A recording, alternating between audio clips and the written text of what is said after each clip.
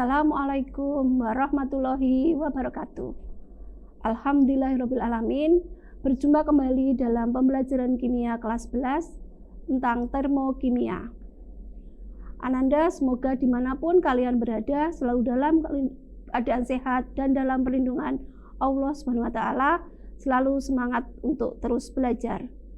Di kesempatan kali ini kita akan mengulas kembali tentang termokimia yang menjadi bahan pembelajaran di UTBK. Ananda, untuk reaksi kita ingat kembali bahwa reaksi itu ada dua, dilihat dari suhunya ya, itu ada reaksi eksoterm dan reaksi endoterm. Untuk reaksi eksoterm yang bagian atas itu menghasilkan energi. Yang perlu kita perhatikan adalah diagram tingkat energinya, di mana di sini reaksi A ini awalnya adalah A, berakhir menjadi F. A awalnya ada di garis ini, akhirnya adalah terakhir di sini. Sehingga untuk E itu jarak antara A ke F itu disebut dengan delta H. Ini dilambangkan dengan apa? C, yaitu jarak antara A sampai F, atau energi di A sampai energi di F. Itu kalau kita tulis ini adalah H1, ini adalah H2 atau H akhir. Kalau kita lihat delta H-nya berarti H2 dikurangi H1. H2 karena hasilnya lebih rendah dikurangi H1, maka adalah minus, sehingga untuk reaksi eksotermis itu delta H-nya adalah negatif. Sebaliknya untuk reaksi endotermis itu untuk awalnya adalah di sini, dan ini adalah dari A berakhir menjadi E. Bila kita lihat tingkat energinya, maka ini adalah H1, yang di sini adalah H2. Bila kita cari perubahan entalpinya, maka H2 dikurangi H1 adalah positif. Sehingga untuk reaksi endotermis, delta H-nya adalah positif. Yang menjadi penekanan kita bahwa untuk reaksi eksotermis itu hasil akhirnya itu lebih rendah, untuk reaksi endotermis itu hasil akhirnya lebih tinggi daripada awalnya atau dari reaktannya. Kita lanjut. Yang pertama, untuk penghitungan delta H itu ada banyak cara penentuan dari delta H. Yang pertama adalah dengan kalorimeter sederhana. Itu kita bisa menggunakan rumus Q sama dengan M kali C kali delta T. Di sini Q kalor, M-nya massa zat, C-nya kalor jenis, dan delta T adalah perubahan suhu. Bisa juga masih menggunakan kalorimeter, tapi kalorimeter bom. Untuk menghitung Q itu ada dua yang diperhatikan, yaitu Q larutan ditambah dengan Q wadah. Sehingga rumusnya Q MC delta T ditambah kapasitas kalor, di sini ada C besar dikali delta T. Jadi nanti apabila di soal itu diberikan C besar, maka kita harus menggunakan kapasitas kalor. Yang kedua adalah menggunakan hukum Hess atau hukum penjumlahan kalor. Kita lihat diagram ini. Ini adalah reaksi A ke C, itu adalah delta H1. Namun untuk A menjadi C itu bisa melalui dua tahap. A ke B, A menjadi B, B baru menjadi C. Dengan tahap yaitu delta H2 dan delta H3. Sehingga hukum Hess itu, jika reaksi berlangsung dalam dua tahap, maka perubahan untuk reaksi ini adalah penjumlahan dari entalpi semua tahap. Kita dapatkan bahwa delta H1 sama dengan delta H2 ditambah delta H3. Bisa juga dengan diagram seperti ini. Ini kasusnya juga sama.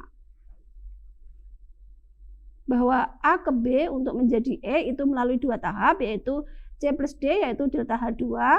Kemudian C plus D menjadi E dengan delta H3, sehingga penjumlahannya akan sama. Cara berikutnya, cara yang ketiga yaitu berdasarkan entalpi pembentukan. Di sini entalpi pembentukan itu dilambangkan dengan delta H0F. Rumus yang digunakan adalah jumlah delta H0F hasil reaksi dikurangi jumlah delta H0F dari bereaksi.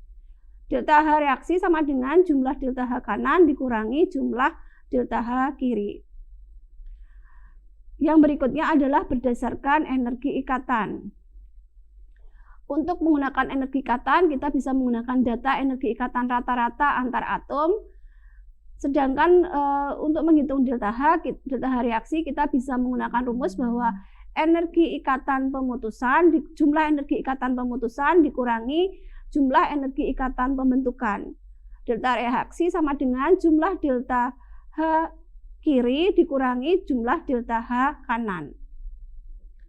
Untuk reaksi atomisasi, delta H reaksi kita bisa menggunakan rumus jumlah energi pengatoman per reaksi dikurangi jumlah energi pengatoman hasil reaksi, atau delta H reaksi sama dengan energi ikatan.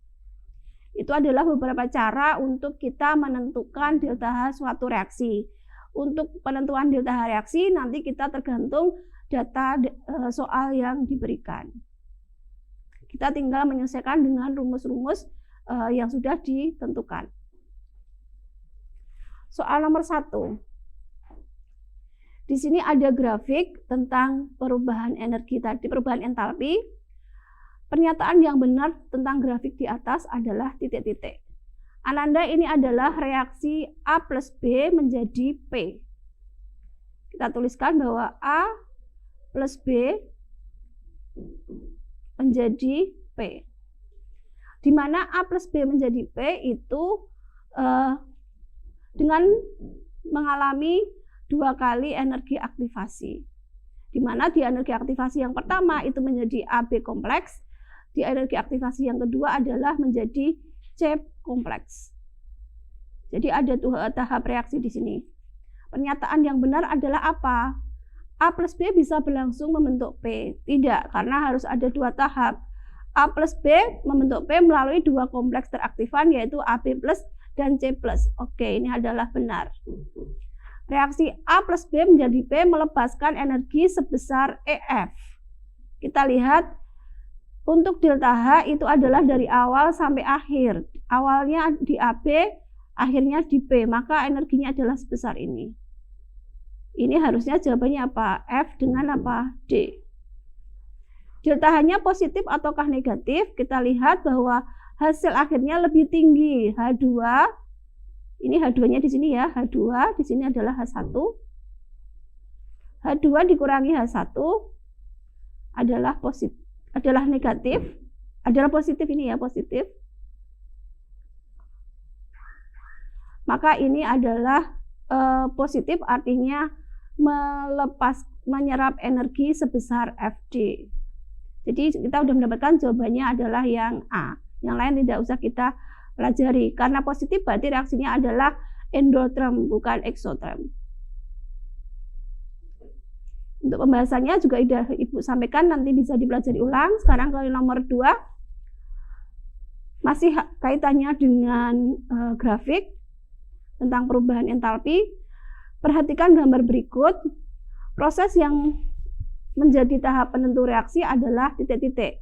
Di sini A untuk menjadi C.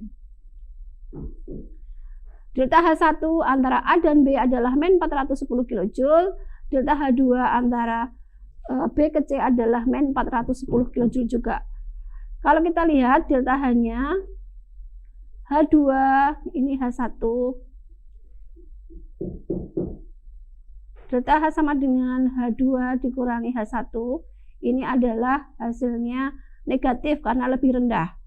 Sehingga kita bisa membuat asumsi bahwa proses yang terjadi ini adalah karena negatif adalah exotherm. Sekarang apa yang jawabannya Nanda? Proses yang terjadi melalui tahap penentu laju reaksi adalah titik-titik. penentu laju reaksi. Laju reaksi itu ditentukan oleh yang tahap lambat. Sehingga tahap lambatnya itu yang harga energi aktivasinya lebih tinggi. Yaitu siapa? Di sini adalah A, B. Sehingga kita bisa memberikan jawaban bahwa proses eksoterm dari A ke B yang paling lambat. Oke, lanjut ke nomor 3. Perhatikan gambar berikut. Di sini ada reaksi dari A adalah CO, itu menjadi CO2 hasil akhirnya. CO menjadi CO2 itu hasil pertengahannya adalah CO. Untuk antaranya adalah CO. Di mana untuk delta H yang pertama itu adalah 110,5, untuk delta H totalnya adalah min 393,5, sehingga kita disuruh mencari dari harga delta H. Kalau Ibu kasih ini adalah delta H1, ini adalah delta H2, yang sebelah sini adalah delta H total atau delta H3 boleh. Sehingga delta H total adalah penjumlahan dari delta H1 ditambah delta H2. Ya. Karena dijumlahkan maka ini ya min 393 dikurangi min 110,5. Hasilnya adalah min 283,5. Oke, sekarang soal nomor 4. Pencampuran kalsium oksida CaO dengan ArCa40 dan O16 dan H2O.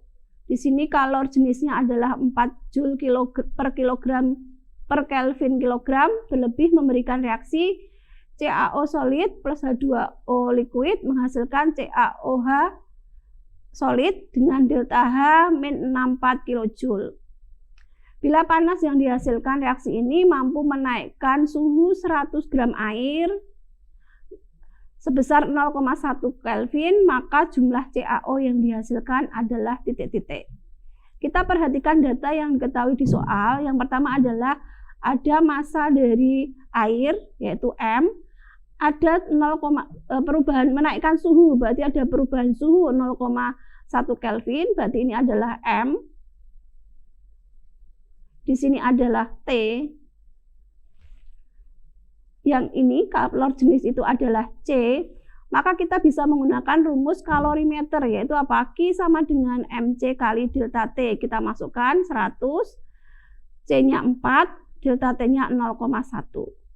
Satuannya adalah 40 Joule, karena di sini tadi menggunakan Joule. Kita ubah ke kilojoule dengan dibagi 1000, jadi 0,04 Joule.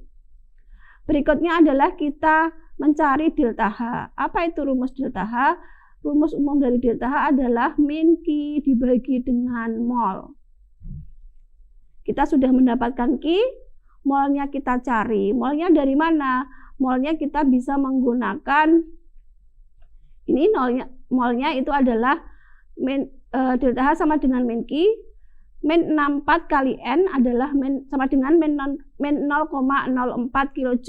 Delta H dari soal min 64. Q-nya dari ini kita masukkan di sini.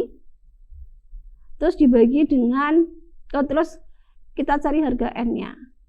Sehingga min 0,04 dibagi min 64. Ketemunya adalah 0,625 mol.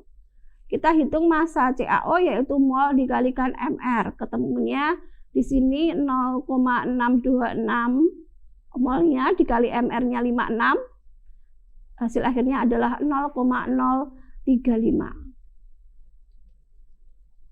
Oke, Ananda, kita lanjut ke soal yang nomor 5.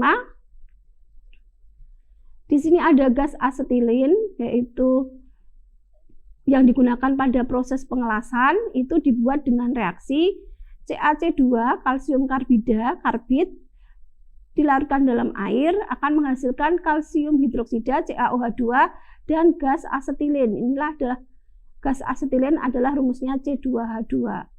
Entalpi pembakaran C2H2 adalah min 320 kilokalori. Jadi di sini adalah delta H-nya itu min 320 kilokalori. Kalor yang dihasilkan pada pembakaran C2H2 yang diperoleh dari 96 gram CaCO2 adalah titik-titik. Kita bisa memperhatikan data yang diberikan, yaitu adalah delta H min 332 kilokalori. Itu artinya apa? Ananda lihat di sini koefisiennya 1, berarti 1 mol C2H2 itu adalah melepaskan kalori sebesar 320 kilokalori. Kita hubungkan dengan bahwa yang dibakar itu 96 gram CaC2, sehingga kita tinggal menghitung molnya CaC2. Ya, kita hitung molnya CaC2, masanya dibagi MR-nya yaitu 96 dibagi 64, ternyata 1,5 mol. Untuk entalpi pembakaran tadi, C2H2 1 molnya adalah min 320 kilokalori, maka untuk kalori untuk 1,5 mol tinggal kita kalikan, yaitu 320 dikali 1,5 mol, sehingga hasil akhirnya adalah 480 kilokalori. Berikutnya adalah soal yang ke-6. Di sini nanti diberikan data tentang energi ikatan. Gas metanol dapat terbentuk melalui reaksi reduksi gas formaldehid HCCHO oleh gas hidrogen menurut reaksi HCCHO, HCHO plus H2 menjadi CH3OH. Jika diketahui entalpi reaksi reduksi tersebut adalah 9 kJ per mol, ini berarti kita tulis adalah delta H-nya, delta H totalnya. Dan energi ikatan rata-rata C dengan H, C strip H, C rangkap 2O, OH, H dengan H berturut-turut adalah ini 416, 799, 463, dan 432 kJ per mol, maka ditanyakan yaitu energi ikatan rata-rata dari CO. Yang ditanyakan adalah ini. Kita bisa gunakan rumus energi ikatan, yaitu jumlah energi ikatan pemutusan itu adalah yang kiri dikurangi jumlah energi pemutusan yang kanan.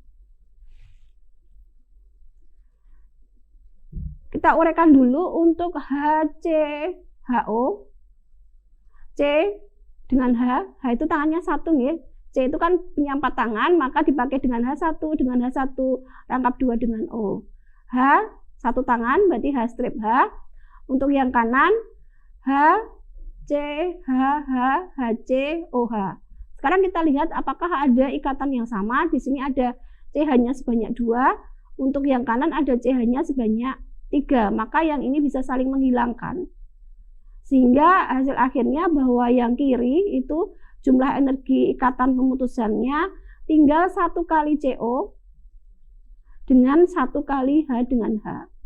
Untuk yang kanan masih ada ini 1, berarti CH, CO dan C strip O hanya 1 ikatannya, dan O dengan H.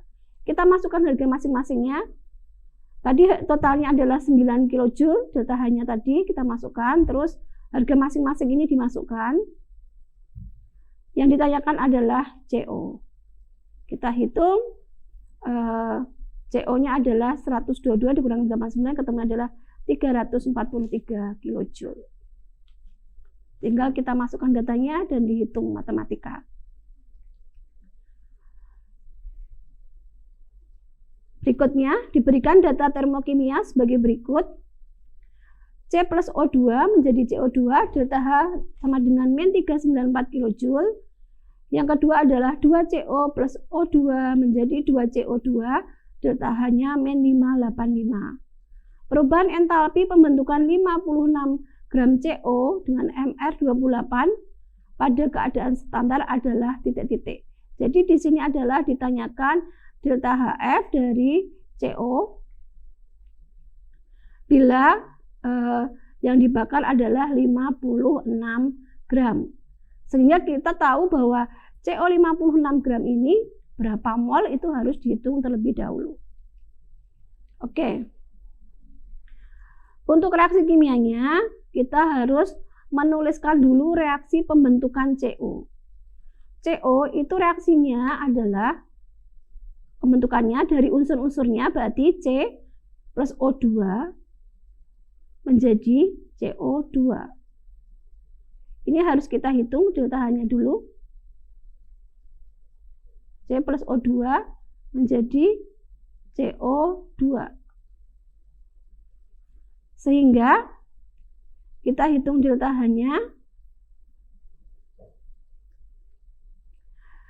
Bisa kita menggunakan rumus ini. Kita diminta ada C di sebelah kiri, kita cari data C.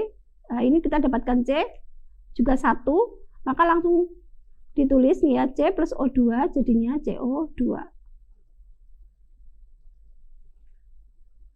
Ini kita juga, ini yang diminta adalah C di CO2. CO2-nya di sini 1. Terus yang berikutnya adalah O2 ada di dua sisi ya. Terus berikutnya adalah CO2. CO2 kita bisa pakai data yang bawahnya. Sehingga untuk perubahan entalpi pembentukan CO ini bisa kita jumlahkan. Untuk yang sama itu bisa dihilangkan. Di sini ada yang sama yaitu 2CO2 dengan CO2. Sehingga kita bisa, ini O2-nya ini masih ada 1 di sini. 2 berarti tinggal 1. Sehingga hasil akhirnya adalah 2CO plus O2 menjadi 2CO. Di sini tinggal dijumlahkan. Hasilnya adalah min 223 kJ.